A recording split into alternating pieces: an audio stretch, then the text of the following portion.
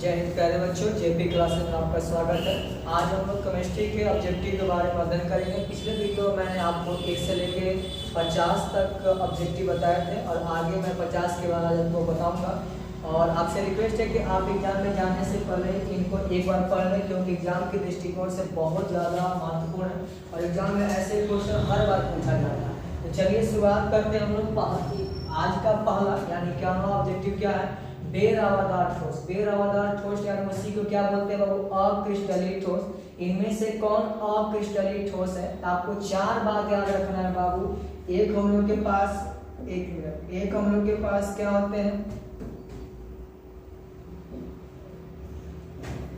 कांच याद रखना है, रबर, प्लास्टिक। कांच, रबर, प्लास्टिक। और याद रखना है बाबू क्वार्ट्ज सिलिका। क्वार्ट्ज सिलिका ये सभी के सभी क्या होते हैं? Quartz silica. पहला ये, दूसरा ये, तीसरा ये, चौथा ये, सभी के सभी बेरवादार यानी अक्रिस्टलीय ठोस होते हैं, जिनकी त्रिविम में निश्चित संरचना नहीं होती है। इनमें से कौन सा ऑप्शन सही होगा बाबू? क्वार्ट्ज सिलिका कैसा ठोस है? तो याद रखना है बेरवादार ठोस यानी अक्रिस्टलीय ठोस। अगला क्या है? रवादार ठोस है, यानी इन चारों को छोड़ के इसमें से कौन आ रहा है बाबू? हीरा आ रहा है। तो हीरा कैसा है? रवादार ठोस यानी क्रिस्टलीय ठोस। कोई दिक्कत यहाँ तक? चलिए अगला क्वेश्चन हम लोग के पास क्या आ रहा है? क्रिस्टल कितने प्रकार के होते हैं? तो याद रखना है क्रिस्टल 4 प्रकार के होते हैं। कौन कौन बाबू? सबसे पहला कौन क्रिस्टल होता है? आयनिक क्रिस्टल। दूसरा होता है आपके पास संयोजक क्रिस्टल। तीसरा आपके पास होता है बाबू आणविक क्रिस्टल। और चौथा आपके पास आता है धात्विक क्रिस्टल। यानी 4 क्या होते हैं? क्रिस्टल होते हैं। 4 प्रकार के क्रिस्टल पाए जाते हैं। तो ऑप्शन नंबर बी सही है। क्रिस्टल तंत्रों की संख्या, इसे आप याद कर लीजिएगा, टोटल कितने होते हैं? 14 होते हैं। तो क्रिस्टल कितने प्रकार के होते हैं? 4 प्रकार के। और क्रिस्टल तंत्रों की संख्या कितनी होती है? 14 होती है। अगला क्वेश्चन हम लोग के पास है HCP की समन्वय संख्या। समन्वय संख्या के मतलब एक परमाणु को कितने परमाणु घेर कर रखते हैं, यानी कि समन्वय संख्या कितनी होती है? 12 होती है। नेक्स्ट क्वेश्चन है SCC, BCC, FCC, यानी SCC, BCC, FCC की संकुचन क्षमता यानी पैकिंग एफिशिएंसी, संकुलन क्षमता होती है, पैकिंग एफिशिएंसी कितनी होती है? याद रखिएगा SCC जो होता है उसकी पैकिंग एफिशिएंसी होती है 52%। अगर हम बात करें BCC की होती है 68%। और किसकी बाबू? और हमारे पास FCC की 74%। यानी ये जो है इनकी क्या है? पैकिंग एफिशिएंसी है, याद रखना। और इसकी समन्वय संख्या भी याद रखना है। इसकी समन्वय संख्या 6 होती है, इसकी समन्वय संख्या 8 होती है, इसकी समन्वय संख्या कितनी होती है? 12 होती है। और इनमें कोई परमाणु की संख्या पूछ दे, यानी परमाणु की संख्या पूछ दे कितनी होती है? तो इसके अंदर परमाणु की संख्या 1, इसके अंदर परमाणु की संख्या 2, इसके अंदर परमाणु की संख्या कितनी होती है? 4 होती है। तो यहाँ से हर साल एक क्वेश्चन आता है। SCC की समन्वय संख्या 52, BCC की 68, FCC की 74। इनके अंदर कितनी परमाणु की संख्या होती है? 1, 2, 4। इनकी समन्वय संख्या, इधर कौन संख्या बाबू? समन्वय संख्या कितनी होती है बाबू? 6, 8, 12। और रिक्तियां पूछे, यानी रिक्तियां कितनी होती हैं? तो रिक्तियां आप याद कर लीजिए, घटा दीजिएगा। इसकी जो क्या होंगी? रिक्तियां होंगी कितनी होगी? 48%। इसकी रिक्तियां 32%, इसकी रिक्तियां 26% होती है। कोई दिक्कत? तो कौन सा ऑप्शन सही है? इसका होता है 52, इसका 68, 74। 52, 68, 74 यानी ऑप्शन नंबर सी सही है। कौन दिक्कत यहाँ तक? चलिए अगला क्वेश्चन हम लोग के पास है SCP की संकुचन क्षमता 74%। यानी SCP और FCC दोनों की समन्वय संख्या, संकुचन क्षमता समान होती है। समान ताप और दाब पर गैस की 1 मोल का आयतन कितना होता है बाबू? याद करके जाइएगा, 22.4 लीटर पाई जाती है। ठीक है। तो अगला क्वेश्चन क्या है? 5% केन शुगर यानी गन्ना के अणु भार कितना है? 300 42 है, आइसोटोनिक है। आइसोटोनिक के मतलब होता है कि दो ऐसे विलयन जिनका परासरण दाब आपस में क्या हो, समान हो, और किसके समान है, 1% घोल के समान है, तो इसका अणुभार होगा। यानी याद रखेंगे पाई 1 बराबर है, परासरण दाब पाई 1 बराबर है किसके, पाई 2 के। और पाई का मान आपको पिछले वीडियो में निकालना सिखाया था, CRT होता है, CRT, और यहाँ भी CRT, लेकिन पहला है पहला, दूसरा है दूसरा, R से R खत्म, T से T खत्म।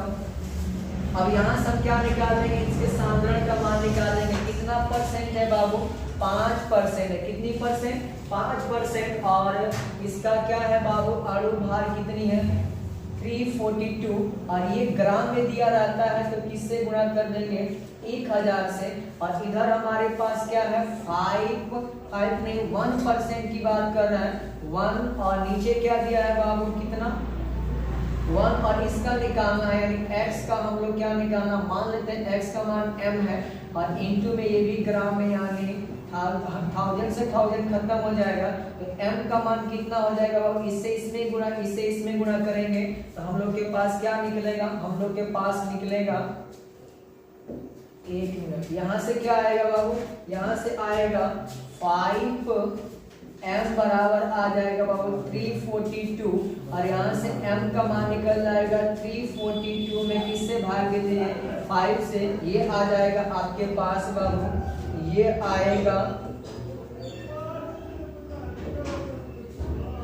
जैसे हम 5 से भाग देंगे तो हमारे पास आएगा 68, यानी 6 पचे 30, यानी कितना बच गया, 4, यानी 8 बार में, और यहाँ क्या बच गया, 2, और क्या निकालेंगे यहाँ 68.4, यानी ऑप्शन नंबर कौन सही है बाबू, बी नंबर ऑप्शन क्या है, बी नंबर ऑप्शन सही, यहाँ आप लिख देते हैं 4 आ जाएगा। कोई दिक्कत यहाँ तक, ये क्वेश्चन देख लीजिएगा, कई बार एग्जाम में पूछा गया है, और मैंने आपको सॉल्व करना सिखाया कि अगर किसी 5% शुगर केन का आइसोटोनिक है 1% घोल के साथ x, यानी तो x का अणुभार निकालना है, बस आपको फॉर्मूला लगाना है। जब भी आइसोटोनिक कहेगा, आइसोटोनिक का मतलब होता है दो विलयन जिनके परासरण दाब आपस में समान हो, इनका पाई 1 है, इसका क्या है, पाई 2 है।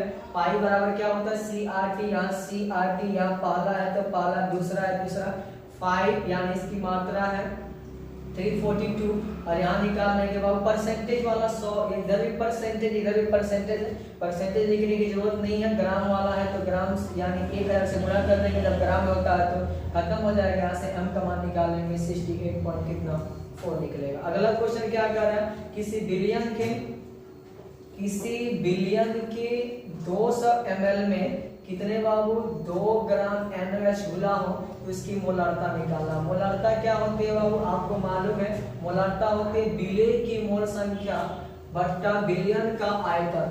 और आपको याद रखना है, अगर ये ग्राम में दिया होते 1000 से गुणा कर देंगे, यानी क्या हो जाएगा, मोलारता, यानी हमारे पास क्या निकलेगी बाबू, मोलारता बराबर निकलेगी विलेय की मोल संख्या, विलेय की मोल संख्या, और बट्टा में बिलियन का आयतन, बिलियन का आयतन, इनटू में अगर ये ml में दिया हो, अगर ये किस में दिया हो, ml में, हम किससे गुणा कर देंगे, 1000 से गुणा कर देंगे। यहाँ तक कोई दिक्कत, यहाँ से निकाल दीजिए, विलेय कितना है, 2 ग्राम, और NaOH का आणविक द्रव्यमान होता है 23, और इसका 16, 39, 41, और नीचे क्या है, टोटल हमारे पास बिलियन कितना है, 200, और किससे गुणा कर देंगे, 1000 से, ये आ जाए कितनी बार है बाबू, 5 बार में, 5 से काट देंगे ये 8 बार में, यानी 2 से काट देंगे 4 बार में, 1/4, यानी 0.25, इसकी क्या निकल जाएगी बाबू, मोलर। कोई दिक्कत, चलिए अगले क्वेश्चन की ओर बढ़ते हैं हम लोग।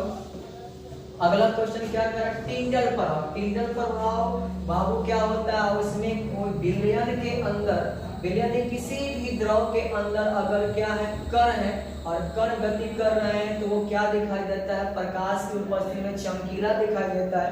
तो विलयन नहीं देगा क्योंकि विलयन में कण क्या होते हैं, एकदम घुल जाते हैं, इसलिए विलयन नहीं दे सकता है। और यहाँ पे कोलाइड दे सकता है, क्या दे सकता है बाबू, पायस दे सकता है, यानी घोल और कौन नहीं देगा, घोल और विलयन नहीं देगा, कोलाइड का ही एक प्रकार पायस है, यानी ये दोनों दे सकते हैं।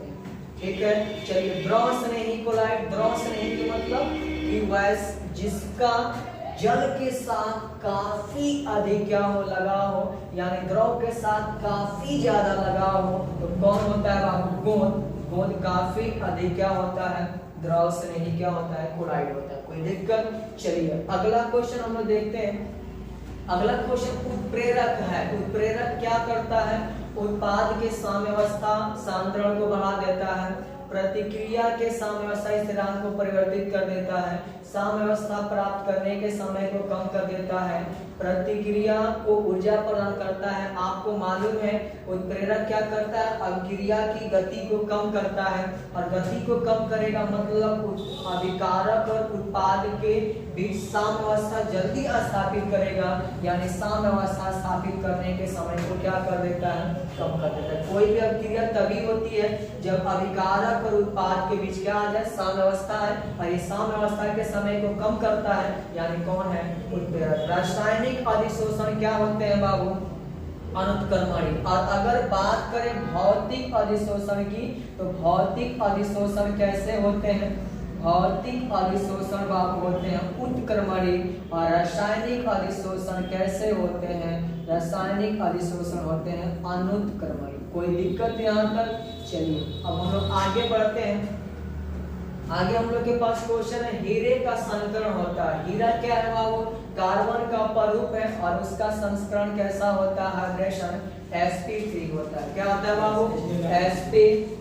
चलिए अगला है विद्युत और उष्मा का चालक है। याद रखेंगे ग्रेफाइट विद्युत और उष्मा का क्या होता है, सुचालक होता है। कार्बनिक ठोस की शुद्धता की जांच या शुद्धता का लक्षण कौन प्रदर्शित करता है, हमेशा याद रखिएगा उसकी मेल्टिंग पॉइंट, यानी कौन पॉइंट बाबू, मेल्टिंग पॉइंट ही उनकी शुद्धता की जांच करता है, यानी गलनांक। कोई दिक्कत? चलिए अगला क्वेश्चन हम लोग के पास है ग्लिसरॉल है। याद रखिएगा ग्लिसरॉल का स्ट्रक्चर क्या होता है बाबू, CH2, यहाँ पे OH, यहाँ पे CHOL, और यहाँ पर CH2OH। अब याद रखिए ग्लिसरॉल में कितने अल्कोहल आपको दिख रहे हैं, OH समूह दिख रहे हैं 3, यानी ग्लिसरॉल कैसा होता है, ट्राईहाइड्रिक अल्कोहल होता है। इसको याद करके जाइएगा, ग्लिसरॉल ट्राईहाइड्रिक क्या होता है, अल्कोहल होता है। 1 डिग्री 2 डिग्री 3 डिग्री अल्कोहल की जांच किससे करते थे, ऑक्सीकरण विधि से, इसके अलावा विहाइड्रोजनीकरण से, इसके अलावा लुकास विधि से, इसके अलावा विक्टर मेयर से, यानी इनमें से सभी। कई बार बोर्ड एग्जाम में अंतर भी दिया गया है, 1 डिग्री 2 डिग्री और 3 डिग्री अल्कोहल में क्या बताया, अंतर बताया। चलिए अगला क्वेश्चन हम लोग के पास आ रहा है एल्डिहाइड, जिसमें अल्फा हाइड्रोजन नहीं होता है, भाग लेते हैं। वैसी अभिक्रिया जिसमें अल्फा हाइड्रोजन वाले एल्डिहाइड भाग नहीं लेते हैं, उस रिएक्शन को कहा जाता है कैनिजारों। कई बार का, और ये आपको याद रखना है, कैनिजारों देता है CHO और C6H5CHO, यानी बेंजल्डिहाइड और फॉर्मल्डिहाइड, ये कौन अभिक्रिया देते हैं, कैनिजारों अभिक्रिया। अगला कार्बोनिल समूह में कार्बन का संस्करण यानी संकरण यानी हाइब्रिडेशन होता है। तो आप याद रखिएगा कोई भी कार्बोनिल समूह क्या होता है, याद रखेंगे ऐसे C डबल बॉन्ड, और यहाँ पे क्या होता है, C होता है। आपको मालूम है ये सिग्मा होगा, ये सिग्मा, और एक पाई होगा, एक सिग्मा होगा। कितने सिग्मा बने, 3 सिग्मा बने, यानी इसका हाइब्रिडेशन कितना होगा बाबू, sp2। कई बार एग्जाम बोर्ड में पूछा गया है, sp2 होगा कार्बोनिल समूह के हाइब्रिडेशन यानी संकर। कोई दिक्कत यहाँ तक? चलिए अगला क्वेश्चन क्या कह रहा है, कैनिजारों अभिक्रिया देते हैं। अभी मैंने बताया कैनिजारों अभिक्रिया क्या देते हैं, एक देते हैं फॉर्मल्डिहाइड एक बेंजल्डिहाइड यानी BNC। ये कई बार बोर्ड एग्जाम में पूछा गया। हिंस वर्ग का फॉर्मूला होता है बाबू C6H5SO2Cl, यानी ऑप्शन नंबर ए सही है। हिंस वर्ग से किसकी जांच की जाती है तो याद रखेंगे हिंस वर्ग अभिकर्मक क्या है 1 डिग्री 2 डिग्री 3 डिग्री। किसकी जांच एमीन की जांच की जाती है, एमीन की जांच। कोई दिक्कत यहाँ तक? चलिए अगला क्वेश्चन की बात करते हैं हम लोग। अगला क्वेश्चन है प्रबल भस्म में। आप याद रखिएगा जब भी क्या देगा इस टाइप का हमेशा याद रखेंगे 2 डिग्री जो होता है 2 डिग्री सबसे अधिक भास्मिक होता है। कौन डिग्री वाला 2 डिग्री जो एमीन होता है 2 डिग्री एमीन सबसे अधिक प्रबल भस्म यानी 2 डिग्री ये वाला है, यानी ये ऑप्शन नंबर सी सही है। NH3 में N का संकरण है NH3, N इधर H इधर H इधर H। कितने हैं बाबू 1 2 3 यानी 1 2 3 यानी sp2। sp2 किसका है अमोनिया का। याद रखिएगा अमोनिया से ही किस विधि से अमोनिया का निर्माण किया जाता है याद रखेंगे हैबर विधि। हैबर विधि से किसका निर्माण किया जाता है अमोनिया का। इसमें उत्प्रेरक पूछता है तो उत्प्रेरक की बात करेगा तो आप याद रखिएगा उत्प्रेरक इसमें कौन आएंगे उत्प्रेरक बाबू इसमें आते हैं 1 मिनट यहाँ देखना।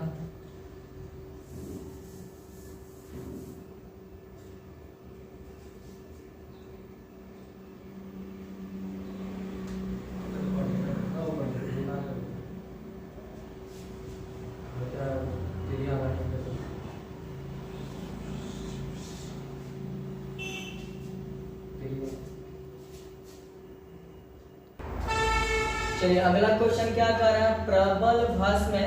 तब याद रखिएगा प्रबल भस्म हमेशा 2 डिग्री एमीन होता है तो यहाँ पे याद रखेंगे 2 डिग्री एमीन कौन है बाबू ये वाला 2 डिग्री एमीन के मतलब जो N है उससे इधर भी CH3 जुड़ा है इधर भी CH3 जुड़ा है, यानी एक R इधर एक R इधर, इधर क्या रहेगा H रहेगा। ये क्या है प्रबल भस्म। अगला है NH3 में N का संकरण। याद रखेंगे नाइट्रोजन के बातम कक्ष में कितने इलेक्ट्रॉन होते हैं 5 1 2 3 4 5। इधर H जुड़ा है इधर H जुड़ा है इधर H जुड़ा है, ये लोन पेयर है लोन पेयर। तो आप याद रखिएगा इसकी हाइब्रिडेशन क्या होगी सिग्मा सिग्मा सिग्मा। लेकिन एक लोन पेयर को भी काउंटिंग कर लेते हैं तो टोटल कितनी हो जाएगी बाबू 3। यहाँ पे क्या है बॉन्ड पेयर है 3 बॉन्ड पेयर और प्लस 1 क्या है लोन पेयर। टोटल मिला के 3 + 1 कितनी हो जाएंगे 4 और 4 होंगे तो होगा sp3। इसकी हाइब्रिडेशन कितनी होगी sp3 होगी। और इसको किस विधि से बनाया जाता है ये भी याद रखेंगे हैबर विधि से। और कौन सा उत्प्रेरक यूज किया जाता है उत्प्रेरक याद रखेंगे Fe and molybdenum. Fe and molybdenum इनका क्या किया जाता है उपयोग किया। क्वेश्चन है ग्लूकोज में कार्बन कार्बन की संख्या कितनी होती है तो याद रखना है ग्लूकोज में कार्बन कार्बन की संख्या 4 होती है। न्यूक्लिक अम्ल में क्रम होता है याद रखिएगा न्यूक्लिक अम्ल में जो क्रम होता है न्यूक्लिक अम्ल में 3 चीज पाए जाते हैं। एक नाइट्रोजनी क्षार पाए जाते हैं नाइट्रोजनी क्या पाए जाते हैं बाबू क्षार पाए जाते हैं। उसके बाद क्या पाए जाते हैं याद रखना है नाइट्रोजनी क्षार के अलावा पाए जाते हैं शर्करा पेंटोज शर्करा पाए जाते हैं। और फिर इनमें कौन जुड़े रहते हैं फास्फेट समूह जुड़े रहते हैं। इसका मतलब पहले नाइट्रोजनी क्षार फिर शर्करा फिर फास्फेट समूह, यानी आपका कौन बाबू इसी को भस्म बोल दिया गया है। यानी ऑप्शन नंबर भस्म शुगर और फास्फेट यानी भस्म sugar phosphate option number B सही है। कोई दिक्कत? चलिए अगला क्वेश्चन है डीएनए में कौन सा नाइट्रोजनी क्षार पाया जाता है। तो मैं यहाँ पे आपको बता दूं डीएनए में पाया जाता है बाबू सबसे पहले एडेनिन। हर साल का एक ऑब्जेक्टिव है एडेनिन ग्वानिन साइटोसिन साइटोसिन और क्या पाया जाता है बाबू थाइमिन पाया जाता है। जबकि अगर हम बात करें किसकी आरएनए की यहाँ पाया जाता है एडेनिन पाया जाता है, यहाँ पाया जाता है ग्वानिन, यहाँ पाया जाता है साइटोसिन, लेकिन थायमिन के जगह पर यहाँ पाया जाता है यूरेसिल। तो कह रहा है डीएनए में कौन सा नाइट्रोजनी क्षार नहीं पाया जाता है? यूरेसिल नहीं पाया जाता है। अगर ये पूछेगा आरएनए में कौन सा नाइट्रोजनी क्षार नहीं पाया जाता है, याद रखेंगे थायमिन। ग्लूकोज एक है, ग्लूकोज एक क्या होता है बाबू? मोनोसैकेराइड होता है। कैसा होता है? मोनोसैकेराइड होता है ग्लूकोज। अगला क्वेश्चन कर रहा है, अगला क्वेश्चन नहीं है तो चलिए पहले मैं आपको कुछ यहाँ पे फॉर्मूला बता देता हूँ, वो फॉर्मूला आप क्या कीजिएगा, याद रखिएगा। और अगला क्वेश्चन में आप एक बात और याद रखिएगा, इनमें से पूछता है कि कौन कौन ऐसे कार्बोहाइड्रेट हैं जो जल में नहीं घुलाए जाते हैं। तो आप याद रखिएगा मोनोसैकेराइड जल में नहीं घुलाए जा सकते हैं। और याद रखिएगा कि एक ओलिगोसैकेराइड यानी इनको अगर जल में घोल दिया जाए तो 2 से 10 किनके निर्माण हो जाएंगे? तो याद रखिए किनके? मोनोसैकेराइड के। कितने निर्माण होंगे बाबू? मोनोसैकेराइड के क्या हो जाएंगे? निर्माण हो जाएंगे। अब मैं आपको कुछ बातें यहाँ बता देता हूँ, ध्यान से देखिएगा। सबसे पहले आप किनके बारे में पढ़ लीजिएगा? क्रियाशील समूह के बारे में। हर साल एक क्रियाशील समूह पूछा जाता है। जैसे एग्जाम्पल के तौर पे जहां पर भी OH हो, आप याद रखेंगे क्या है बाबू? अल्कोहल वाला ग्रुप है। जहां पर आपके पास X हो, आप समझ जाइएगा कौन सा ग्रुप है? हैलाइड ग्रुप है। जहां पर आपको बीच में O दिखे, समझिएगा ईथर है। जहां पर आपको C डबल बॉन्ड O और यहाँ पे OH या इसी को लिखेगा COOH, समझिए कार्बोक्सिलिक अम्ल समूह यानी एसिड ग्रुप है। और कौन सा एसिड ग्रुप है बाबू? कार्बोक्सिलिक, यानी लिख देते हैं कार्बोजाइलिक एसिड ग्रुप। कोई दिक्कत? अगर जहाँ पे C डबल बॉन्ड O और यहाँ पे H लिखे, आप समझिएगा एल्डिहाइड है, एल्डिहाइड होगा। क्या होगा बाबू? एल्डिहाइड। यहाँ पे आपको हमेशा इनको याद रखना है। अगर C डबल बॉन्ड O यहाँ पे R लिखे, समझ जाना क्या है बाबू? कीटोन है। तो इन तीनों में से हर साल एक पूछा जाता है। COH या इसी को लिख सकते हैं CHO क्या है बाबू? एल्डिहाइड है। C डबल OH क्या है? कार्बोक्सिलिक अम्ल है। और O क्या है? ईथर है। OH क्या है? अल्कोहल है। X क्या है? हैलाइड है। COR क्या है? कीटोन है। और अगर यहीं पे लिख दे बाबू, आपके पास क्या लिख दे? यहीं पे लिख दे C डबल बॉन्ड O, यहाँ O और क्या लिखे? R। इसका मतलब समझिए क्या है? एस्टर का। हर साल एक क्रियाशील समूह पूछा जाता है। और मैं आपको 2-4 फार्मूला बता देता हूँ। जैसे अगर पूछे फार्मिक अम्ल का, किसका पूछे बाबू? फार्मिक अम्ल का। तो फार्मिक अम्ल का फार्मूला याद रखेंगे HCOOH होता है। अगर पूछे एसिटिक अम्ल का, हर साल एक बार पूछा जाता है एसिटिक अम्ल का। तो एसिटिक अम्ल का याद रखेंगे CH3COOH। और इसी को बाबू और किसके नाम से जानते हैं? इनका नाम याद रखिएगा। इनको हम लोग किसके नाम से जानते हैं? इनको जानते हैं बाबू मेथेनोइक अम्ल। मेथेनोइक अम्ल के नाम से जानते हैं। इनको किनके नाम से? तो याद रखेंगे इनको एथेनोइक अम्ल के नाम से जानते हैं। एथेनोइक अम्ल के नाम से जाना जाता है। याद रहेगा इतनी बातें। चलिए अगला 2-4 और बता देते हैं। जैसे पूछेगा फॉर्मल्डिहाइड, फॉर्मल्डिहाइड का पूछेगा तो फॉर्मल्डिहाइड का याद रखना है HCHO। फॉर्मल्डिहाइड का क्या पूछेगा बाबू? HCHO। और इसी का नाम पढ़िएगा मेथेनॉल। क्या पढ़िएगा बाबू? मेथेनॉल। अगर पूछ दे यहाँ से एसिटल्डिहाइड का, एसिटल्डिहाइड का पूछे तो याद रखिएगा CH3CHO, यानी इसको याद रखेंगे एथेनॉल। क्या होता है बाबू? एथेनॉल होता है। सल्फ्यूरिक अम्ल जानते हैं। अगर पूछेगा SO4 इनका नाम है कौन सा अम्ल? सल्फ्यूरिक अम्ल है। अगर पूछ दे बाबू आपसे HNO3 इसका नाम है नाइट्रिक अम्ल। कौन सा अम्ल है बाबू? नाइट्रिक अम्ल। अगर NH3 पूछेगा याद रखेंगे अमोनिया है। कई बार पूछ देता है कास्ट स्प्रेट किसका नाम है?